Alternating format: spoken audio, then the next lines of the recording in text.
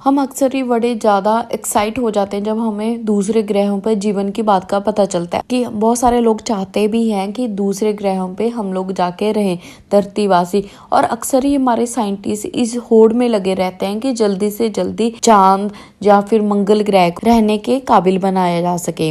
अगर हम बात करें एलन मस्क की, तो उनका तो ये कहना है कि उनकी कंपनी का अगली पीढ़ी का जो स्टारशिप रॉकेट है वो 2026 तक यात्रियों के साथ मंगल ग्रह पर उतरने के लिए पूरी तरह से रेडी है। उन्होंने तो ये भी कह दिया है कि 2050 तक मंगल पर सिर्फ एक कॉलोनी नहीं बल्कि 1 मिलियन लोगों का एक शहर बसाया जाएगा। ये सोचने में हमें काफी ज्यादा इम्पॉसिबल लगता है, लेकिन ऐसा नहीं है।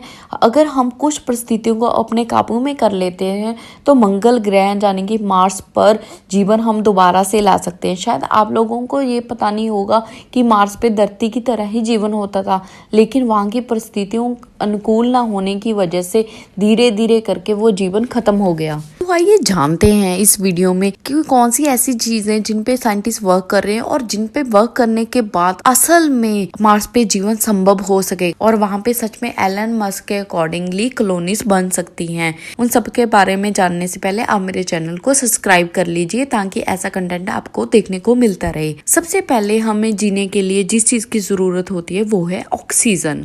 आपको पता होगा मंगल ग्रह पे 95% कार्बन डाइऑक्साइड है, लेकिन साइंटिस्ट लगातार इस होड़ में लगे हुए हैं कि उस कार्बन डाइऑक्साइड को ऑक्सीजन में कैसे कन्वर्ट किया जा सके। सबसे पहले बात आती है मॉक्सी की। मॉक्सी कार्बन डाइऑक्साइड से ऑक्सीजन परमाणु को हटाने के लिए एक इलेक्ट्रॉनिक प्रक्रिया का उपयोग करता है। मंगल ग्रह पर वातावरण पृथ्वी की तुलना से 170 गुना पतला है, भले वह हवा कार्बन डाइऑक्साइड से भरपूर हो। इसका मतलब ये है कि मॉक्सी के लिए भी काफी ज्यादा प्रॉब्लम हो जाएगी इतनी ऑक्सीजन बनाना जिससे कि एक पूरी कॉलोनी सरवाइव कर सके। साइंटिस्ट ये भी सुझाव दे रहे हैं कि हम लोग कार्बन डाइऑक्साइड को कार्बन मोनोऑक्साइड और ऑक्सीजन में परिवर्तित कर सकते हैं कम तापमान वाले प्लाज्मा का उपयोग करके। हालांकि इस प्रस्ताव का अभी भी मंगल ग्रह पर कोई भी एक्सपेरिमेंट किया नहीं गया है। हो सकता है इस एक्सपेरिमेंट को करने के लिए हमें बहुत सारे साल लग जाएं। ऑक्सीजन के बारे में एक बात और बड़ी ध्यान देने जोग है कि केवल ऑक्सीजन हमें सांस लेने के लिए नहीं चाहिए। लोग तो वहां पे चले जाएंगे, ऑक्सीजन भी उन्हें मिल जाएगी,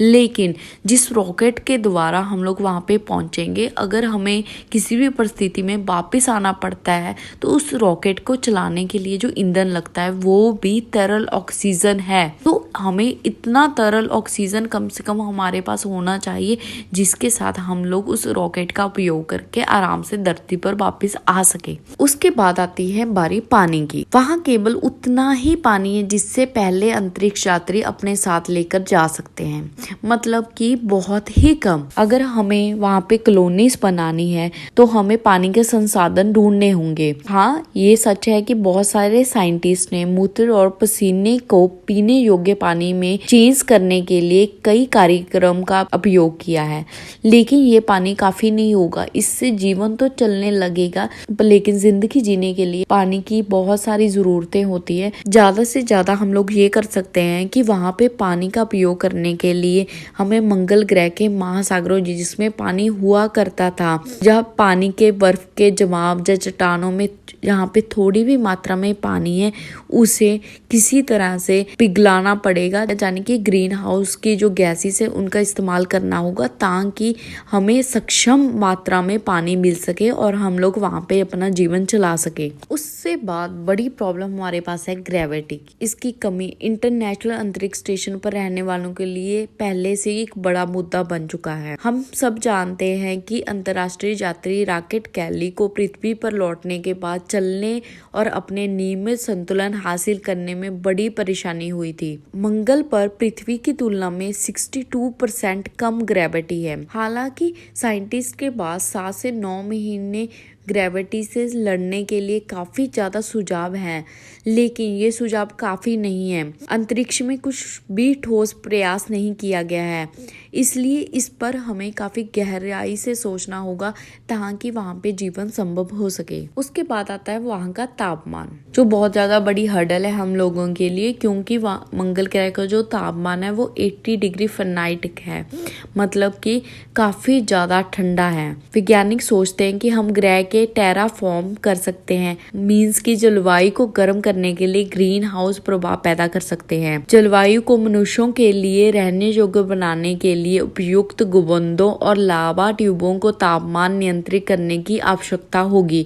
उसके बाद हो सकता है हम उस तापमान को कंट्रोल कर। नेक्स्ट आती है कि एनर्जी। हमें एनर्जी की बिल्कुल जरूरत होगी, क्योंकि कोई ना कोई, जैसे हमारे पास यहाँ पे तो पृथ्वी पे इलेक्ट्रिसिटी है या फिर बहुत सारे और एनर्जी सोर्सेज हैं, तो वहाँ पे साइंटिस्ट सोच रहे हैं कि हम लोग सौर ऊर्जा का प्रयोग कर सकते हैं, क्योंकि उसमें अच्छी खबर ये है कि मंगल पर कभी भी बारिश नहीं होती। जी हाँ, मंगल पर कभी भी बारिश नहीं होती और शायद ही कभी बादल छाए हो, इसलिए सौर पैनल हर जगह वहाँ पे लगाए जा सकते हैं। यहाँ लोग बसने की सोचेंगे ताकि उन्हें लगातार ऊर्जा मिलती रहे। अगली जो हमारे पास हर्डल है वो है वहाँ की मिट्टी।